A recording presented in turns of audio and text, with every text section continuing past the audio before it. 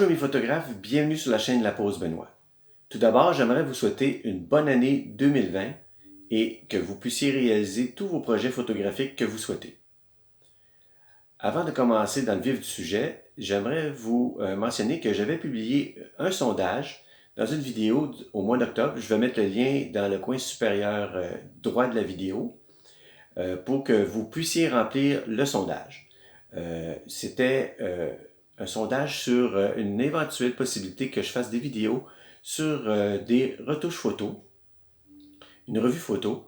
Et puis, j'aimerais par contre, avant de partir cette nouveauté sur la chaîne, qu'il y ait au moins une dizaine d'adhérents à ce sondage. Alors, je vais vous demander si vous voulez vraiment avoir sur la chaîne cette revue photo, au moins remplir le sondage. Et je vous remercie à l'avance. Pour poursuivre la vidéo d'aujourd'hui, on va se retrouver en studio pour faire une photographie haute vitesse. En fait, c'est un défi que nous allons relever aujourd'hui qui a été lancé par la chaîne Jeff Photographie. Alors, sans plus tarder, on va se retrouver en studio pour réaliser cette photo et après coup, on va se retrouver dans l'interface d'Affinity Photo pour en faire la retouche. À tout de suite!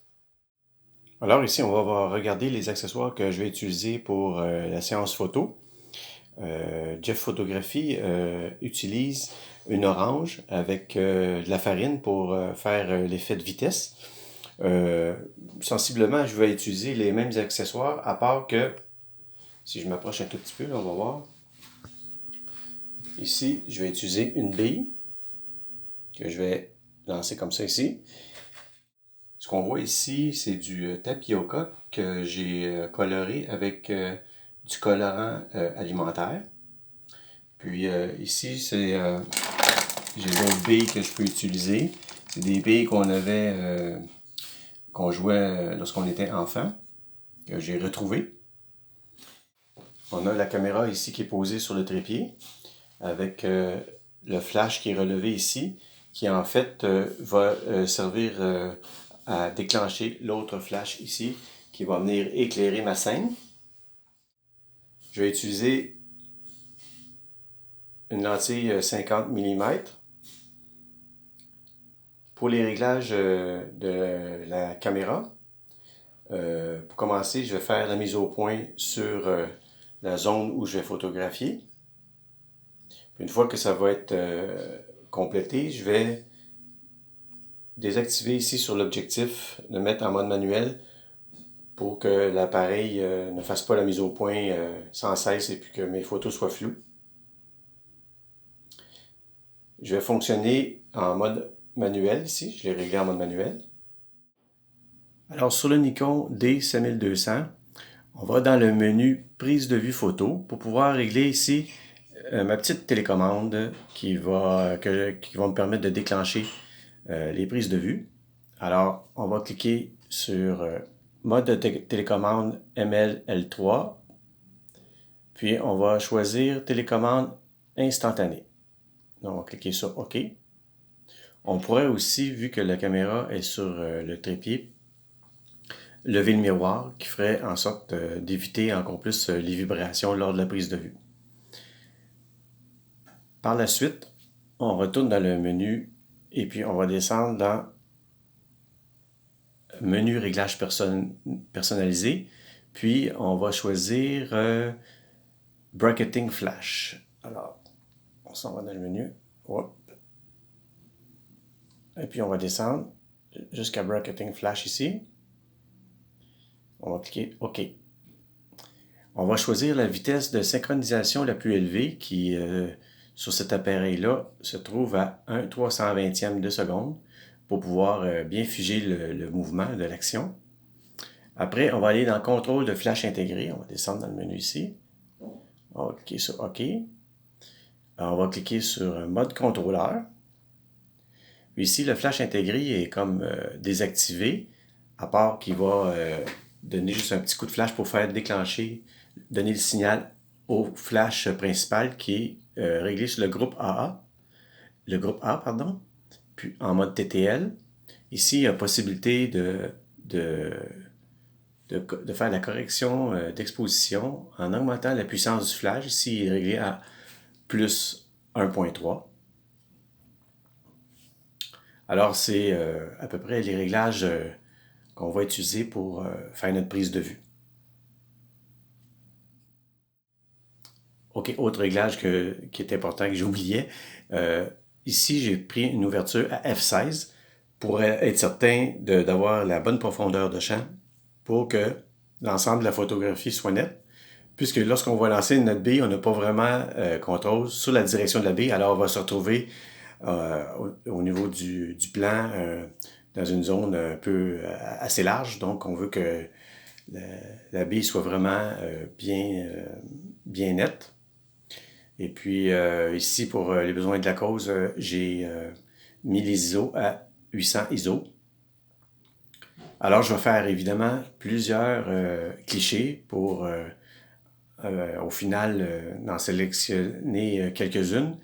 Je vais aussi m'assurer de faire une photographie, on va dire, du fond pour qu'il soit un peu surexposé, pour que le fond soit complètement blanc. Puis dans Affinity Photo, je vais faire une photo composite qui va faire en sorte que mon sujet va être photographié au départ, puis je vais intégrer un fond complètement blanc pour donner vraiment une image très propre. Alors, sans plus tarder, on va voir en accéléré comment je procède pour la prise de vue.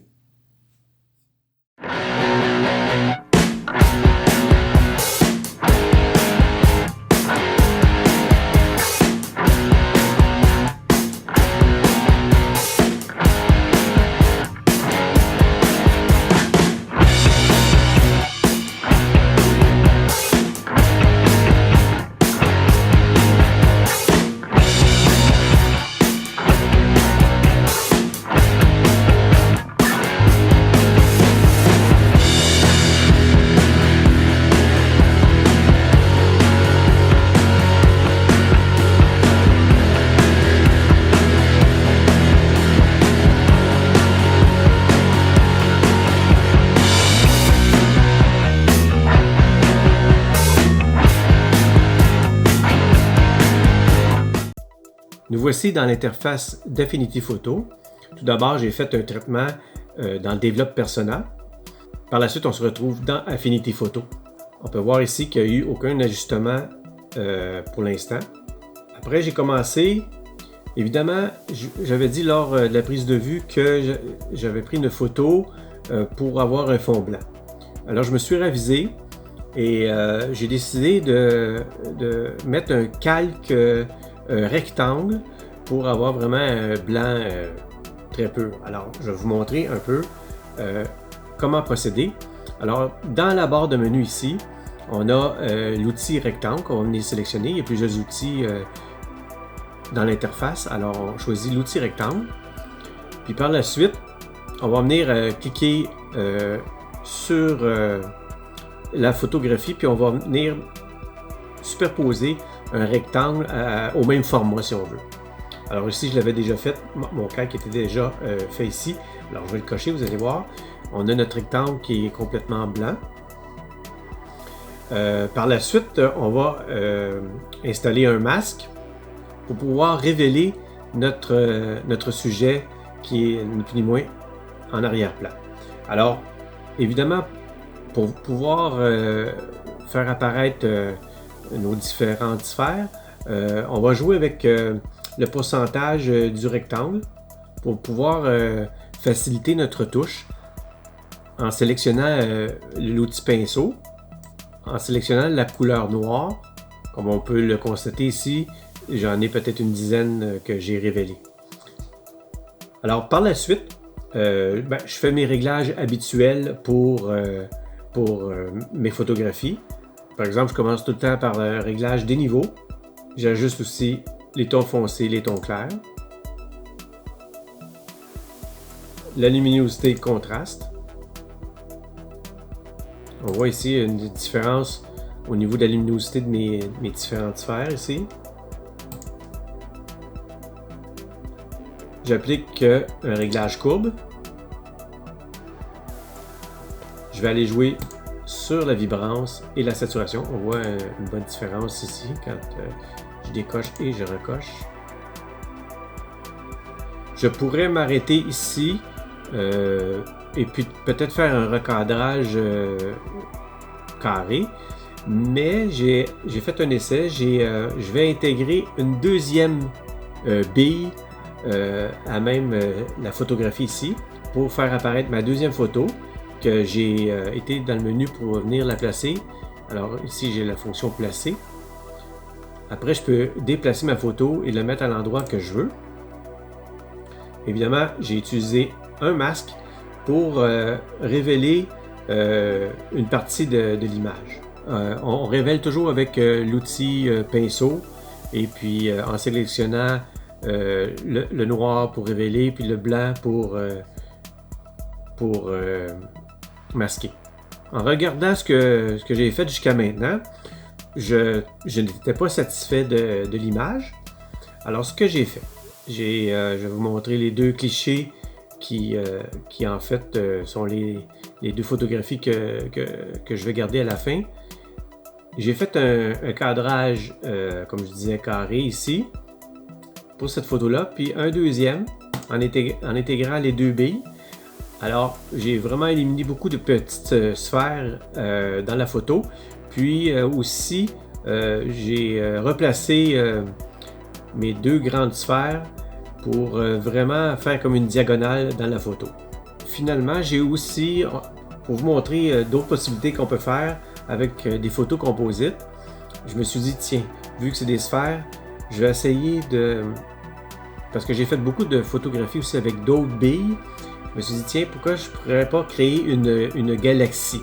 Voilà le résultat que ça donne, avec mes différentes sphères, mes différentes billes, mes différentes grosseurs de billes, ça fait les planètes.